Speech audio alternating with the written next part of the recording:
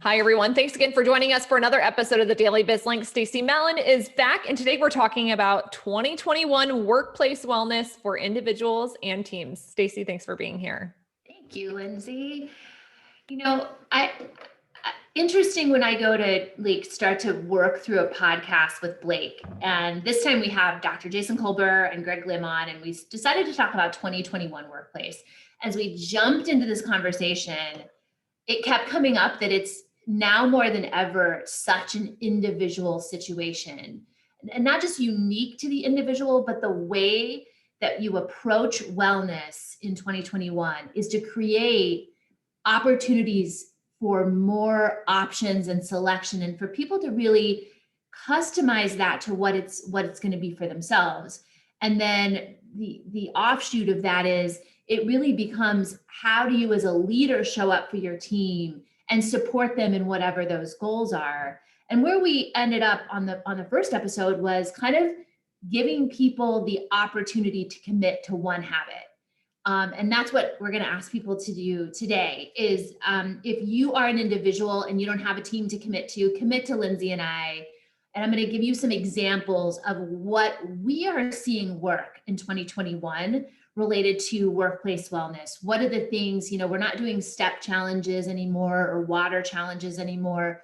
We're migrating more into this space of creating more positive energy. That's kind of the frame of reference I started having about it, is what are the things that you can do to bring more energy to your life? So your personal life, if you're still working from home and you're showing up for your kids or your family, but also as you're on these calls, it's really easy to throughout the day sink. I find myself sinking deeper into my chair. How do we create the same energy you had at your 9 o'clock call on your 4 o'clock call, or with your 9 o'clock client and your 5 o'clock client, right? I think that's a hard thing for people right now, because I do feel like, I don't know about you, Lindsay, but sometimes I feel like the screen is literally sucking the life out of my body. And by the end of the day, I'm just I'm a version of my former self. I'm down here. So I think this is a really relevant topic. And so a few options that I want to put in front of people. So I would just ask that everyone think about this and think about what for you is going to feel easy and something. We're just asking for a 1 week commitment. Lindsay and I are asking you to commit for a week and come back next week and share with us. But one practice that I do on the top of some of my calls that I think helps is, we don't get a lot of space between calls right now. They're back to back. And so people are I have to go to the bathroom. I'll be right back. I'm like, please go to the bathroom. So one thing I started doing at the top of some of my team calls is doing some breathing. And this came from a call that I do with a group of amazing people in the HR space. We started doing this breathing exercise. But what I found was, man, when we do that, people show up more energetically to the call. So just tell people to close their eyes and take 3 deep breaths and walk them through that exercise. So give people some space, allow for some space. So that's one option. A second option, I know people are gonna be like, this little hokey, but stay with me.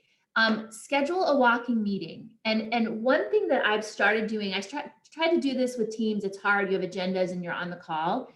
One time a day, reconnect with someone that you haven't connected with in a while, just to have a conversation. Even put it on your calendar and make it a walking meeting. So it's a double dip. You're connecting and you're getting out vitamin D and you're walking. It's not about the steps. It's about taking the breath of fresh air and connecting with another person you haven't talked to. So that's option 2, kind of a connective walking meeting. The third option is end of day journal. And everybody's like, oh, you're gonna ask me to journal. You have a couple of options here too. One is a brain dump. Just right before you go to bed, just dump it all out, just all the stuff in your head, just get it out of your head. So that's one option. The second option is reflect and give gratitude for the best part of your day. And there's a couple of reasons for that. I started doing this, and what became powerful for me is the gratitude that it creates and the mindfulness that it creates. So what was the best part of my day? Was it right after my workout? Was it a meeting with greater connection? So that one brings a greater set of mindfulness. The fourth option, which is, I would say, the if you're a commitment phobic. So if you're commitment phobic, this one's super easy.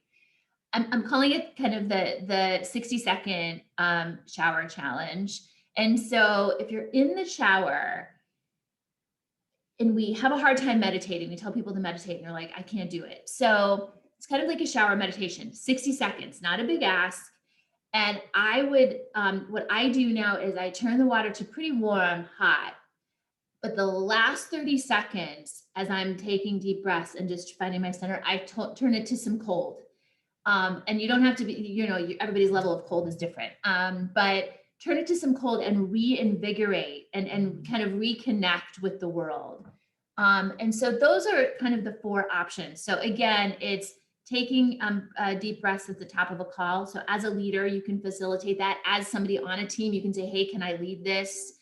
A walking meeting for connection, a last thing journal, brain dump or reflection, or your shower energizer. So those are all different elements that I think we've not talked about in wellness before, Lindsay, that I think are very relevant to right now, to where people are right now.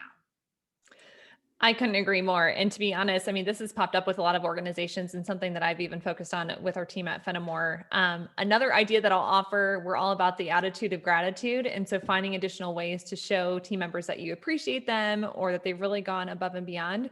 We created an on-the-spot bonus program, and that's been a huge success. And it's also heightened everyone's awareness to really focus in on all the great things that other team members are doing. So the ripple effect of that has been really positive. So I know my commitment, my personal commitment for the next week is the walking meeting, because I know every time I do get a little fresh air and come back and refocus and to take a break from some screen time, that goes a long way with me. So I'm excited to hear what other people come back with as their commitment for the week. Me too. Yeah, for sure. All right, Stacie. Well, thanks so much for joining us for another episode. Looking forward to continuing this conversation next week. Thanks, Lindsay. Have a good week.